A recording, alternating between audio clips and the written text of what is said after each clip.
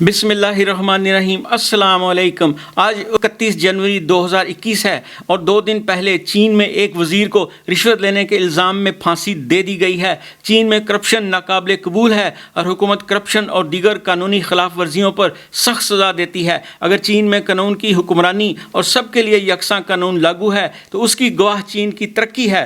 پاکستان میں اس وقت کرپشن کے خلاف مہم زوروں پر ہے اور قانونی کارروائیاں بھی ہو رہی ہیں، مگر نتیجہ نہ صرف صفر ہے بلکہ صفر سے بھی نیچے ہے، کیونکہ 2 روز قبل ٹرانسپیرنسی انٹرنیشنل نے پاکستان سے کرپشن کرنے والے ممالک درجہ بندی میں 4 درجے مزید تنزلی کر دی ہے۔ پہلے پاکستان کا نمبر 120 تھا اور اب 124 ہے۔ اس کا مطلب یہ ہے کہ پاکستان میں کرپشن اور بدعنوانی میں اضافہ ہوا ہے، حالانکہ نیب پہلے سے زیادہ زور و شور سے کرپشن کی بے کنی میں مصروف ہے۔ پھر ایسا کیوں ہے کہ پاکستان میں کرپشن اور بدعنوانی کا گراف مزید اوپر چلا گیا ہے اور احتساب بے اثر ثابت ہو رہا ہے؟ اگر مریض کو دوائی کے باوجود اس کا بخار تیز سے تیزتر ہوتا جائے تو سمجھ لینا چاہیے کہ دوائی بے اثر ہے۔ چنانچہ نیب کی تمام کارروائیاں بیکار اور بے سود ثابت ہو رہی ہیں، کیونکہ کرپشن میں اضافے پر اضافہ ہو رہا ہے اور ٹرانسپیرنسی نے پاکستان کو مزید 3 درجے نیچے کر دیا ہے۔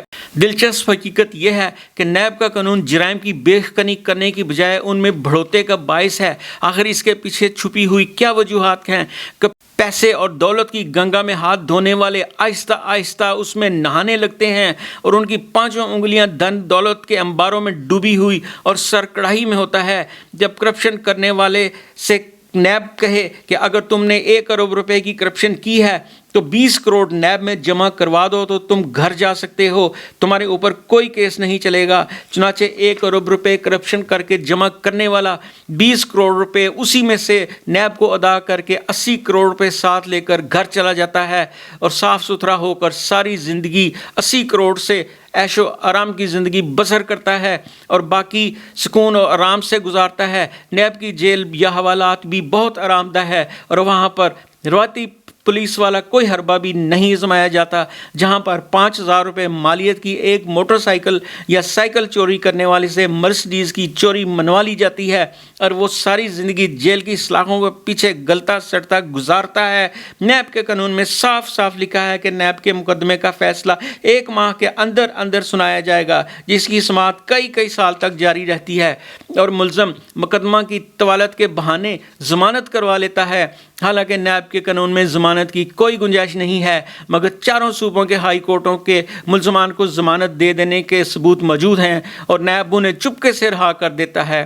حکومت پاکستان اگر واقعی سنجیدہ ہو تو صرف ایک صدارتی فرمان جاری کر کے ہائی کورٹوں کو نیب کے ملزمان کی ضمانت لینے کا راستہ روک سکتی ہے، مگر وہ ایسا نہیں کرتی، جس کا صاف مطلب یہ ہے کہ حکومت کرپشن ختم کرنے میں سنجیدہ ہرگز نہیں، کیونکہ نیب میں اربوں خربوں لوٹنے والے ہی جاتے ہیں۔ کوئی غریب تو نیب کو درکار نہیں اور اربوں خربوں لوٹنے والے ہی حکومتوں میں بیٹھے ہوتے ہیں، لہٰذا انہوں نے نیب سے باہر نکلنے کے راستے کھلے رکھے ہوئے ہیں۔